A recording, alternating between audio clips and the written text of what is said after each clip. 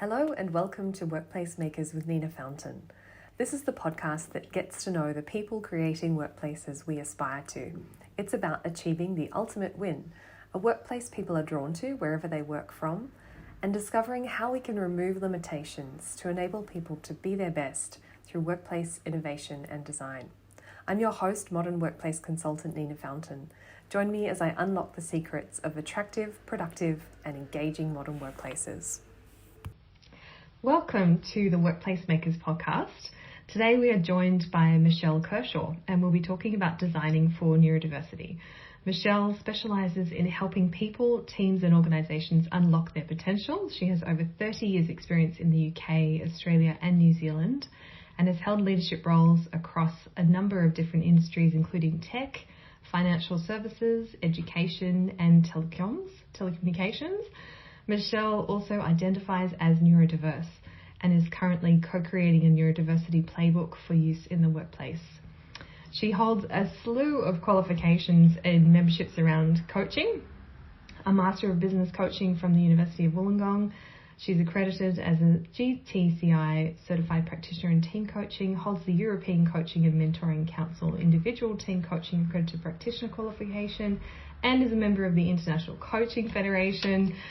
And she currently consults in the culture and organisational development space, facilitating leadership programs and coaching individuals and teams. So welcome, Michelle. Thank you, Nina. That was very long intro. That was quite impressive. Thank you. It's nice when you put all those things together and see what you are bringing to the table, which is a fantastic career. So I'm looking forward to tapping into your knowledge around this. And where are you joining us from today and what's it like where you are? It's a beautiful day. I'm joining from Waiheke Island, where Gorgeous. I live. I moved here about 6 years ago. And yes, the sun is shining. We've got a bit of a southerly blowing, but it is a stunning day. Gorgeous. So just outside of Auckland. Yes. Yeah, amazing. Now, you're helping people understand neurodiversity in the workplace. So could you help us understand what is neurodiversity? Well, it's me. Probably about 1 in 7 people in the workforce and in the world. So 1 in 7 people that you're going to meet is probably neurodiverse. Right. But it actually refers to the differences in how people think, learn and process information. So many people will have heard of, autism, which is now autism spectrum disorder, dyslexia, ADHD, terms like that. That's neurodiversity. Yeah, great. Thank you for clarifying. And so it's quite a broad spectrum, isn't it? A wide range of different experiences for people. Yeah, and it's a different experience for me every day, to be honest with you. I try to explain it like a tree. So if you think of a tree like a trunk of a tree, we've all got something in common, but then as the tree branches out, it's got different branches. And so what I've found in my lived experience is that I've probably got a combination of dyslexia and ADHD. Right. And the more I explore about myself, the more I go, oh yeah, that's me. So it's a fascinating area that I'm learning about myself. And how did you get interested? Is that how you got interested in neurodiversity, that you discovered your own experience was actually defined by some of these terms? Yes. Yeah? I only found out a couple of years ago. So you can imagine all my life I've struggled retaining information. So I was terrible at school. I failed all my exams at school because when I was growing up, it was literally you learn something and then you regurgitated that in closed book exams and you passed or failed. Yeah. And so I failed most things. However, I persevered and I did quite well and got qualifications. But I actually found out a couple of years ago when I went for a role and had a great interview and they said, oh, you'd be perfect for the role and when can you start? And I said, oh, I can start as soon as you want me. And they said, right, well, we do have a hurdle that you have to get through to actually be part of our organisation. And I went, oh, what's that? And they said, you do some psychometric testing. Right. And my heart sank, basically. I've done psychometric testing in the past for senior roles, and I've been terrible at it, but I've managed to get the roles. I was terrible at it again, and unfortunately this organisation decided that I wasn't for them because I'd failed the test. So then I went, why do I keep failing? Why am I so dreadful at psychometric testing? And you started looking into that further. Interesting. So anybody who's been terrible at psychometric testing, have a quick Google and you'll be surprised at what comes up. And dyslexia came up for me.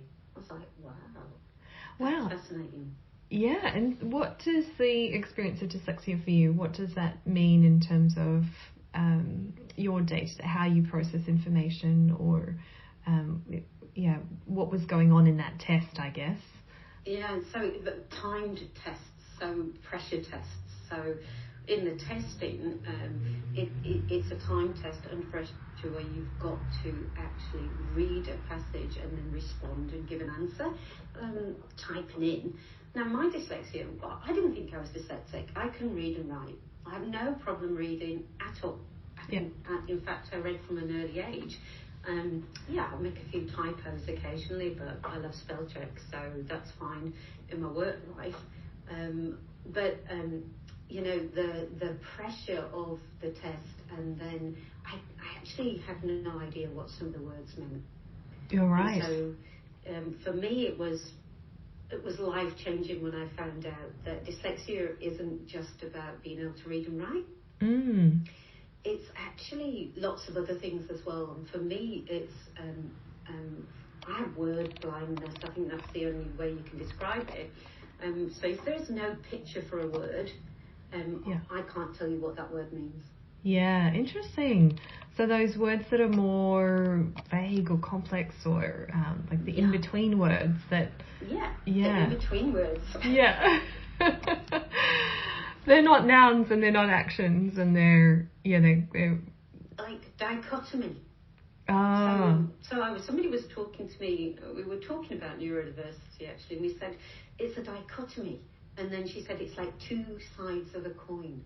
And then with the picture, I got it with the picture, two sides of a coin. Like, oh, I know what you mean. Yeah. So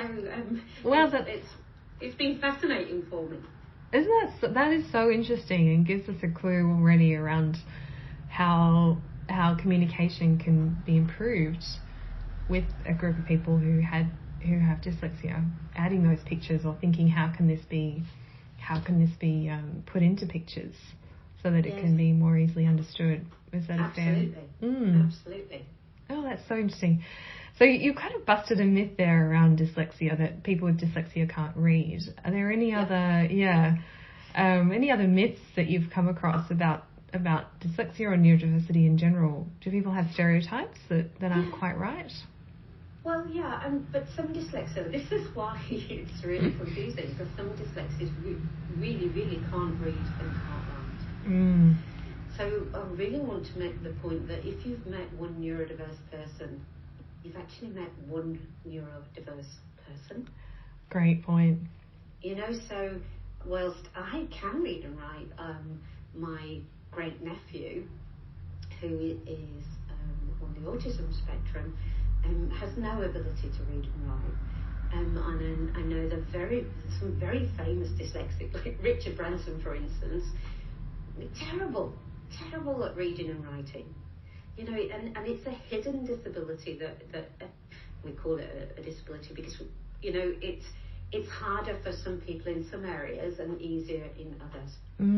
Does that make sense? Yeah, it does. It's in the word, isn't it? Neurodiversity is that there's this incredible diversity amongst a group of people who might identify that way. It is, and there are things like dyspraxia and dyscalculia, and so with me, I can't do my times table. I have never been able to do it. And dyscalculia has a problem where you can't process numbers as well. So I have dyslexia, dyscalculia, and a little ADHD. When I say a little bit, I have traits that are challenging with ADHD as well. So, and again, everybody is kind of different. Yeah. Yeah, so someone else's mix of those things might be completely different. Their dyslexia might look different. Yeah. That's right, yeah. And autism is a spectrum, so then you've got a wide range of differences there. Yeah. Correct. So, it's incredibly difficult to put, define one thing. It's just not possible. We're all humans, we're all individuals, and we've all got our own quirks. Yeah. Just some of our quirks are, are a little bit stronger in certain areas. Yeah. Now, there's got to be a flip side to that. There has to be some benefits. And for myself, I've seen that there are some incredible superpowers, if you like, that people with neurodiversity can bring to the table.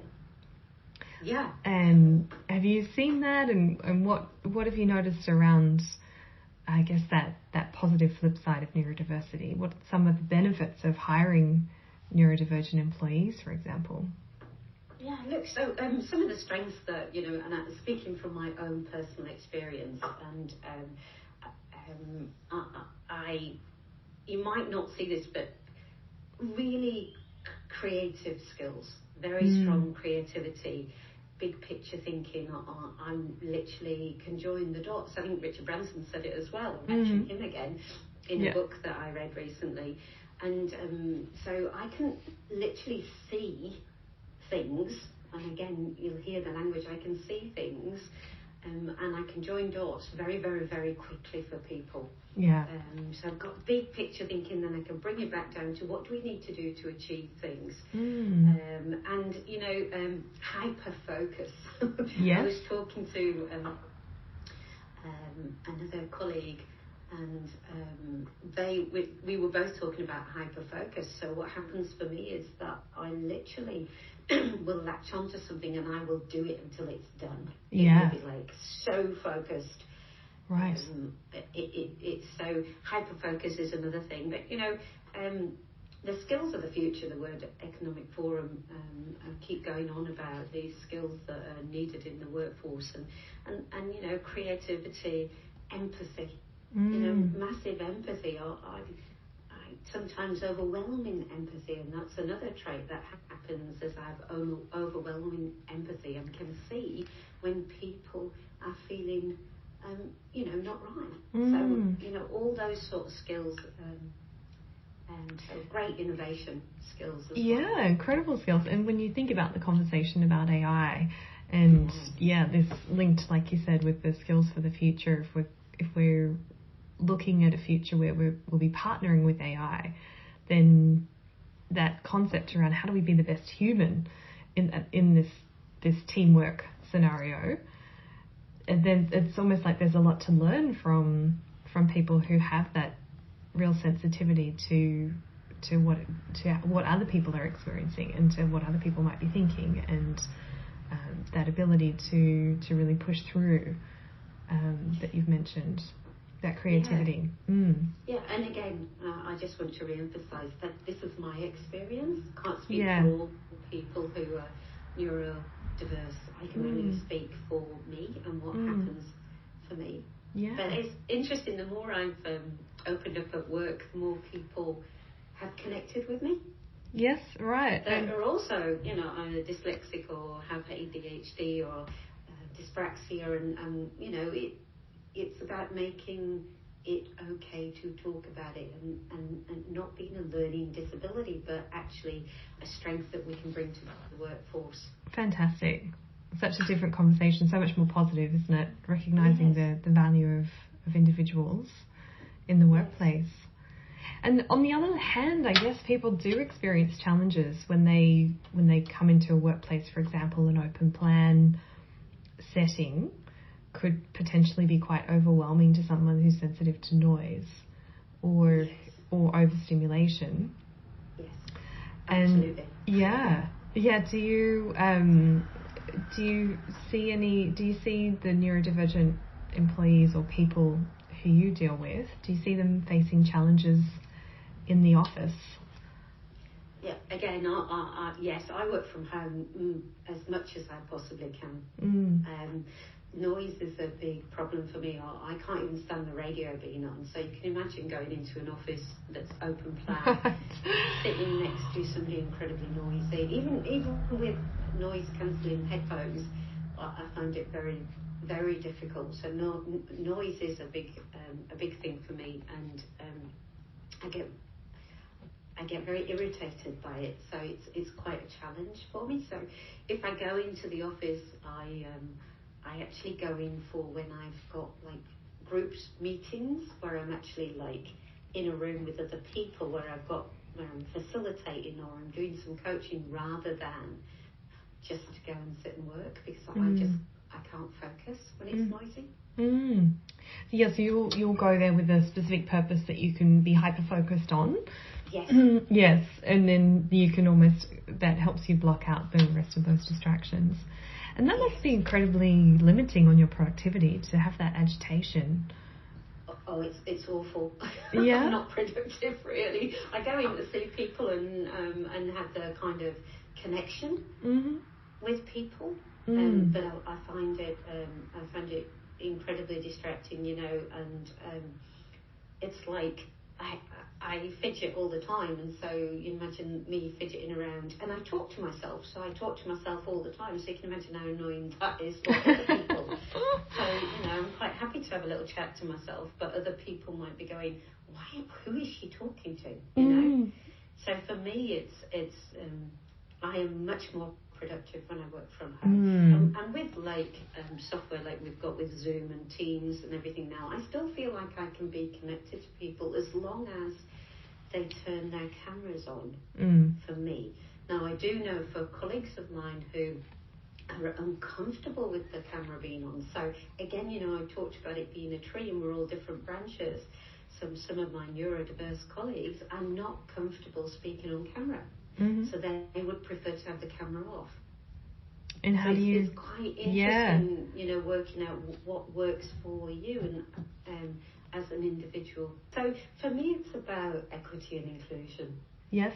We need to include everyone, and it's about understanding your people and what they need, and also it's about enabling people to feel comfortable enough to discuss what might be some opportunities for them around. Sometimes, like I said, I like that word dichotomy. I'm going to use it a lot now. Great. I can be super empathetic in one moment, and the next moment I am literally as blunt as I don't know, whatever I can be. So I can be very, very direct, and so I am that two sides of the coin, and that can come across and be quite, seen as quite rude. So what I've done for me is I've been talking to my colleagues, talking to my leader. I work for myself, but I'm working with an organisation at the moment, supporting them in their culture and leadership space. And I've spoken to my leader and said, you know what, I need to tell you this about me, because sometimes I can come across as a really, really blunt and I'm not aware of it. So please, can you give me feedback? So I think the more that leaders understand about neurodiversity and get an idea of, well, what's it all about? And no, Michelle's not just being rude when she's so direct with you, it's just how her brain is working so quickly that she needs to get the words out and just says it in a way that might not be as, soft as other people might say it. So it's all about understanding your people. Yeah, fantastic. What about, Michelle, something personal, a personal question for you. Have you had any personal sources of inspiration, perhaps from a leadership point of view, perhaps as then identifying as someone who has neurodiversity, or as someone who's neurodiverse? Have you had any personal sources of inspiration that have helped you in your journey to this point? Yes, because as I say, I only found out 2 years ago. Yeah. That I've been going through life blind, as it were, to aware but blind as to what was wrong with me. And I'll say it because I used to struggle, and I used to get very frustrated in the fact that I couldn't remember things. And so for me, it was meeting Vanessa at Remarkable Minds, to be honest with you, 2 years ago. And she literally, she's an amazing coach, and she's a specialist. So she's specially trained with autism and dyslexia, and you know, she's also dyslexic herself, which is fascinating. Yeah. And just talking to Vanessa and normalising it, and then starting to explore it myself, and then looking at all these amazing people that before me, like Einstein, for goodness sake, so that it kind of says, you know what, we're not stupid, we're not lazy, we're not thick. We're not, you know, my teachers used to say, if only Michelle, you know, could focus. I'm like, yeah. I read my reports. Of course I was trying to focus. Yeah. It was just 20 times harder for me to focus. So, you know, just getting that awareness for myself and working with Vanessa has been brilliant, and reading books like This is Dyslexia by Kate Griggs, The Great. Gift of Dyslexia by Ronald Davis. Great. Who is the Davis, there's a Davis program that you can do as an individual that will help you. It's, you know, so all of these things have been sources of inspiration for me. Amazing. Thank you for sharing those. That's fantastic. And do you have any final words for the workplace leader who wants to create a workplace that attracts the best talent? Good question. I think about what you're trying to achieve, and treat everybody as an individual, and don't try and just brush over things. Get to know your people, understand what they need. All of your people, understand what they need, and then work with them. Great. Thanks, Michelle. That's amazing. Really great to chat with you, and to imagine you there on Waiheke Island, enjoying a nice sunny day. So, yeah, I appreciate your time. Thank you for sharing these thoughts with us. Thank you, Nina. Thanks.